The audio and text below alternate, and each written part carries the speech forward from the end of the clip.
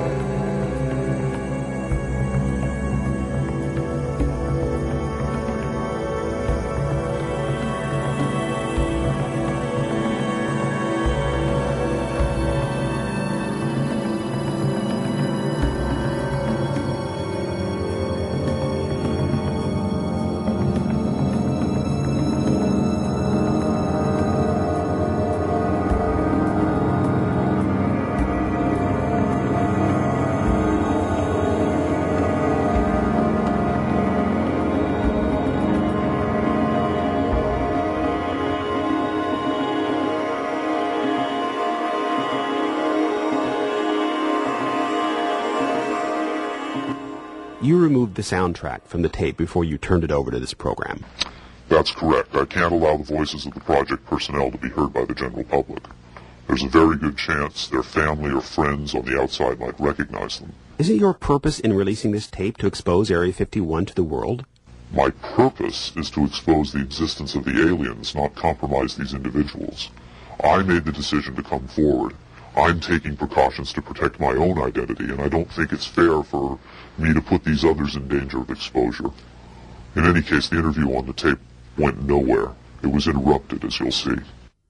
Can you describe for us what we're seeing? All right, we're looking at the interview suite at S4. It's kept dark for the comfort of the aliens. The figure who is just barely visible in the left foreground is the telepath, and behind the camera is a raked seating area for observers. Although in this case, I believe the only other person present was a military aide. The alien is seated behind a glass partition in a biocontainment area, which is maintained at biosafety level 2, the lowest designation. That's primarily for the protection of the aliens, not us. The theory is that if they were going to infect us with an alien bug, it would have happened 50 years ago. In fact, all the indications are the aliens eliminated microbial and viral life from their own ecosystem long ago. They aren't susceptible to our diseases directly, but it has been shown that microbes can reproduce and form colonies within their respiratory systems, which tends to exacerbate the debilities they seem to suffer anyway in our environment. In fact, you can see here the alien is beginning to flag. The interview was not going well. The telepath was trying to clarify some points from a previous interview, but he wasn't receiving coherent responses. As you can see, the being is in real distress. At this point, the telepath is sending out a message to the medical staff. He's trying to communicate with the alien, but he's getting no response.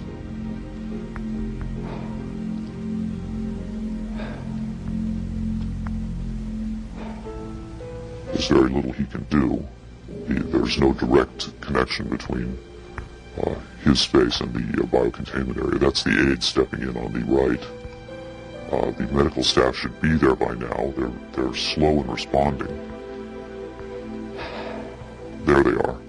I have to say the medical personnel at S4 are less than first rate. They tend to be selected for their willingness to keep secrets rather than their medical competence. By the way, he's not shining that light into the eyes. It looks that way, but in fact he's checking for hemorrhaging around the eye sockets and in the nasal cavity. I'm sorry. It's very hard for me to watch this.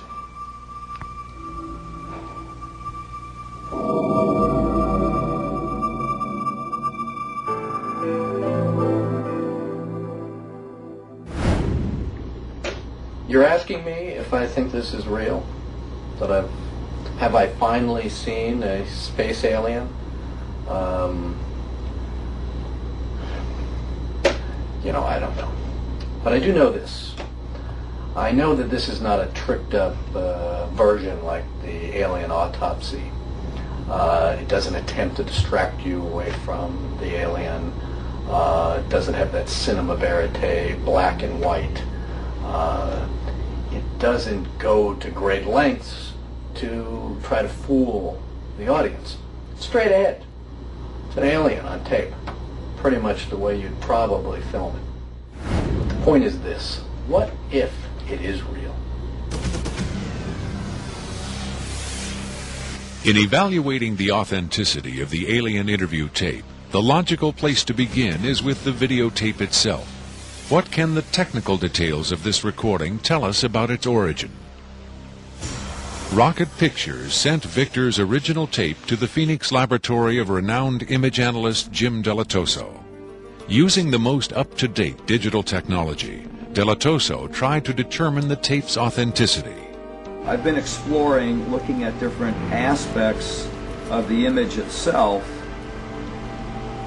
to develop questions for a matrix on, is it real or is it fake? I grabbed a frame in the computer, and we're outputting it now in digital format, and you can see that we have an absolutely solid picture.